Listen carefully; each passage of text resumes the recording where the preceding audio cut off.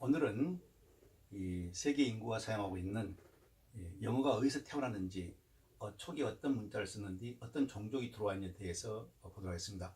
오늘날 세계에서 가장 많이 쓰는 언어가 영어라고 할 수 있는데요. 약 4억 이상 된 사람들이 마더텅으로 모국어로 사용하고 있으며, 그다음에 약 20억이 넘는 인구가 직간접으로 사용하고 있는 걸로 되어 있습니다. 가장 영향력 있는 그런 언어가 되겠는데요. 이 영어의 이러한 그 파급 효과는 사실 3, 40년 전만 하더라도 그렇게 눈에 띄지는 않았습니다. 그런데 월드와이드 웹, 인터넷, SNS 발달과 함께 급속도로 좀 팽창이 되고 있는 상황인데요. 80년 초에 제가 프랑스 여행을 했는데, 프랑스 여행하면서 이제 티켓을 구하는데 영어로 간단한 쉬운 영어로 물어봤을 때, 요구했을 때 못 들은 척 가만히 있습니다.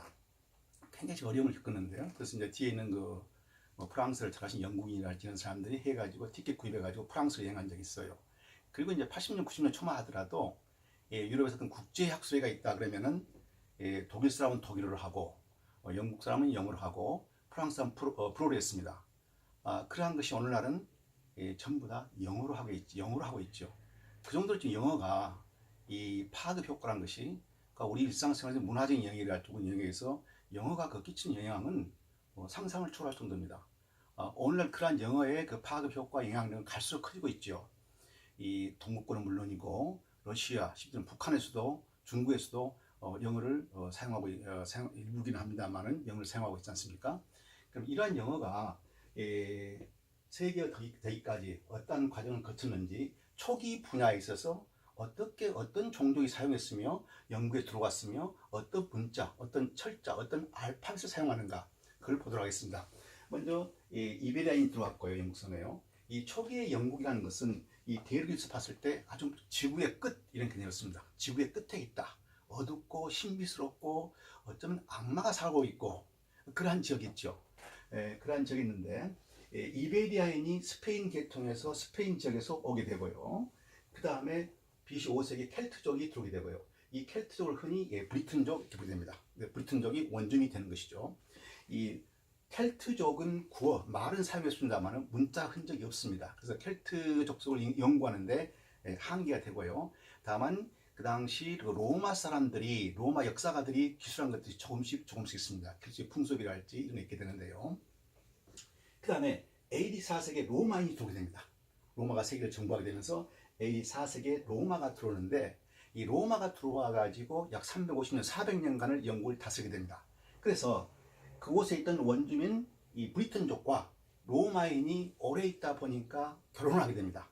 그래서 이 브리튼족 원어 켈트하고 이 로마 라틴 문자 라틴어가 혼합하게 되죠. 그래서 이제 이 AD 43년 이후부터는 이 라틴 문헌이 남아있게 됩니다. 그러다가 AD 5세기에 앵글족, 섹슨족, 주트족이 오게 되죠. 바로 이곳에서 오게 되는데요. 앵글족, 섹슨족, 주트족이 영국의 에미그레이션, 이주가 시작되는 것이죠.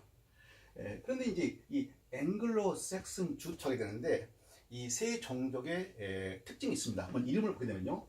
이 앵글스를 하게 되는데, 이 앵글스라는 의미는 학자들에 따라서 약간 차이가 의견이 있습니다만은, 이 앵글, 이 각이란 뜻이죠. 각진 곳이다. 앵글이다. 그래서 이 앵글스 쪽이 아마도 이 지형을 보니까 각져 있지 않습니까? 그래서 그 이름을 상징하는 것이 아니냐. 그래서 이제 각이란 뜻이 있게 되고, 그 다음에 또 하나는 앵글링은 낚시란 뜻이죠. 고기잡이, 낚시. 바다로 쌓여있다 보니까 아마도 그 주요 생업이 낚시가 아니었겠느냐, 고기 잡는 것이 아니었겠느냐 해가지고 이 앵글링, 그런 뜻이 아니겠냐 보는 것입니다. 그래서 앵글, 각이거나 고기잡이, 이런 뜻이 들게 됩니다. 그 다음 이제 섹슨족은 이 원래가 세학스란 뜻이고요. 이 세학스가 이 섹슨으로 변하게 됩니다. 이 섹슨이 나중에 이 섹스로 변하게 되는데요. 이 세학스라는 것은 단도, 짧은 칼을 말합니다. 그걸로 봐서 이쪽에는 이 섹슨족들은 이 칼을 잘 다루는 사람들, 어떤 공에 뛰어난 사람들로 생각할 수 있는 것이죠. 이게 이제 와가지고 나중에 변화를 하게 되는데, 섹스가 섹스로 변하게 되고요. 나중에 섹스로 변하게 됩니다. 그래서 영국에 보게 되면은 이 섹슨족이 거주했던 지역 이름 중에 오늘까지도 그 이름이 나와 있죠. 미들섹스, 웨섹스, 섹스. 이거 지금 보니까 끝에가 섹스가 많이 들어 있어요. 그래서 이름을 잘 모르니까 이 원을 잘 모르는 사람들은 이게 뭐 섹스 천국이 아니냐 하는데 그거 전혀 감각이 없고요. 이 섹슨족이 거주했던 지역 이름을 따가지고 오늘날 같이 남기는 것입니다. 자, 그리고 AD 8세기에 바이킹족이 들어오게 되고 1066년에 노르만족이 들어오게 됩니다. 그래서 주요한 종족이 들어왔는데 오늘 공부하는 것은 주로 이 지역에 관한 것들입니다.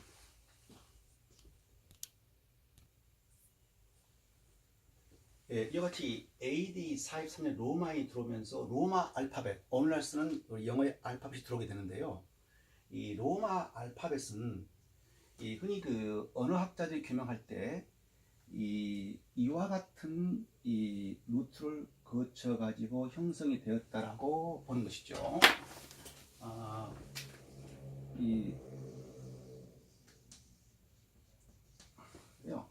먼저 이집트 상형 문자, 히어로글리프, 이어로 상형 문자가 이 가나안, 이스라엘 가나안 지역의 가나안 언어에 영향을 끼쳤고, 이 가나안 언어는 이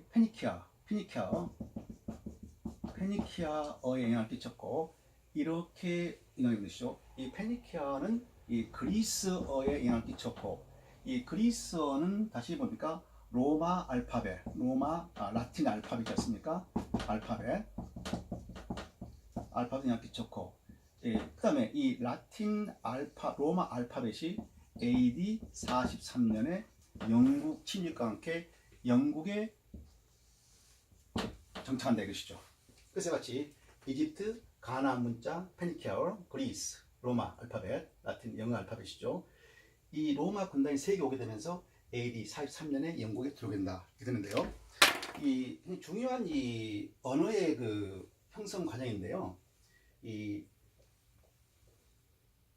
로마가 BC 700년경에 이 마을을 세우게 되고 도시를 세우게 됩니다. 그래서 아마 그때부터 로마 알파벳이 발전하지 않았겠느냐 이렇게 추정하는 것이고요. 정확히는 뭡니까? BC 500년경에 리퍼블릭 공화정을 세우게 됩니다. 그래서 확실하게 이 문자화 이때부터니까 문자가 형성됐을 것이다 이렇게 보는 것이죠. 그 다음에 이제 이집트는 상형 문자를 쓰는데 상형 문자 그대로 뭡니까? 가나안이랄지 페니키아 문자에 그대로 영향을 줬을 거라고는 많은 영향을 주지 않았지만은 상당히 뭡니까? 영향을 줬을 거라고 생각한 겁니다. 그리고 이제 그게 계속 발전하게 되면서 이 그리스 문자에 영향을 주게 되고, 그 다음에 로마, 이탈리아, 이 영어 알파벳에 영향을 끼치게 되는데요. 그리고 43년에 와가지고 온 것이죠. 그래서 일단 AD 43년부터 영국 섬에서는 로마 알파벳이 쓰였다는 것이죠. 근데 쓰였는데 오늘날은 26개의 알파벳인데 그 당시는 23개가 쓰게 됩니다. A, B, C, D 23개의 알파벳이 쓰게 되는데요. 여기서 지금 빠져 있는 것이 오늘날 J하고 U하고 W가 빠져 있게 됩니다. 빠져 있게 되는 거예요. 그런데 또 하나의 문자가 영국에서 사용되게 되죠. 이 로마 때는 아니고, 로마가 지배할 때는 아니고, 바로 이 앵글로 섹슨 주석이 사용할 때, 영국에 정착했을 때 또 하나의 문자 체계가 들어오게 됩니다. 그게 바로 룬 문자입니다. 자, 로마 사람들이 들어와 가지고 A43년부터 이 영국 섬에서 이와 같은 오늘날 우리가 보게 되는 A, B, C, D, 라틴어, 즉 뭡니까? 영어 알파벳 쓰게 되는데요. 23개, 그 당시는 23개였습니다. 23개, 나중에 J, U, W가 붙어가지고 26개가 되는 것이죠. 그런데 이어서 앵글로 섹슨 주석이 이 덴마크에서 오게 되는데, 이들이 들어왔을 때 사용했던 문자가 있습니다. 이 앵글 섹슨 주석은 문자가 없는 그런 종교로 간주가 되죠. 구어, 말로서 하는 그러한 언어가 있었습니다만 문자는 없었어요. 전혀 없는 것이 아니고 이 스칸드나비아, 이쪽 지역에 사용되는 문자 체계가 바로 룸 문자입니다. 룸 문자. 그래서 룸 문자가 일부 사용되었을 것이라 하게 되는데요. 일단 이 앵글로 섹슨 주석이 여기 사용했던 언어를 무엇이 하느냐? 여기 사용했던 언어가 바로 앵글리시입니다. 앵글리시. 이게 바로 오늘날의 잉글리시의 기원이 되는 것이죠. 이 앵글리시가 중세 때 들어가지고 12, 13, 14세기 들어가서 앵글리시가 되죠. ENGLISCH. 현대어 ENGLISH. 이건 11세기, 15세기 앵글리시예요. 이게 바로 오늘날 영어의 기원이 되는 것입니다. 앵글리시. 앵글리시가 앵글리시를 변해가지고요. SC가 SCH, 그 다음에 SH로 최종적으로 확정이 되는 것이죠. 그래서 오늘날 쓰는 이 잉글리시는 5세기에 덴마크 종족들이 사용했던 그 언어에서 기원이 되는 겁니다. 그 종족들이 영국에 이주 오게 되면서 그 구어 앵글리시를 가지고 오게 된 것이죠. 이 영국 섬에서 앵글리시가 변화돼 가지고 오늘날 잉글리시가 되는 겁니다. 그래서 엄격히 보게 되면은 이 오늘 잉글리시의 기원은 영국 섬이 아니고 바로 덴마크입니다. 덴마크 앵글로 섹슨 주석이 사용했던 언어지요. 근데 이 엄격히 보게 되면 앵글족, 섹슨족 주투 사이에서는 약간의 차이가 있습니다. 철자, 발음, 의미 같은 게 있어서요. 그러한 것은 방언 정도의 차이다라고 학자들이 보고 있는 것입니다. 자, 그런데 이 구어, 여기서 사용했던 사람들은 구어지요. 문어가 아니고 글로 한 언어가 아니고 이 구어입니다. 구어인데 이미 영국 섬에서는 앵글 섹슨족이 들어오기 전에 라틴 알파벳이 쓰여 있는 것입니다. 정착이 돼 있어요. 그래서 이 브리턴족들, 이 사람들이 이 영어 알파벳, 라틴 알파벳을 쓰고 있었겠죠. 여기에 새로운 인종이 들어온 겁니다. 앵글 섹슨 주투족.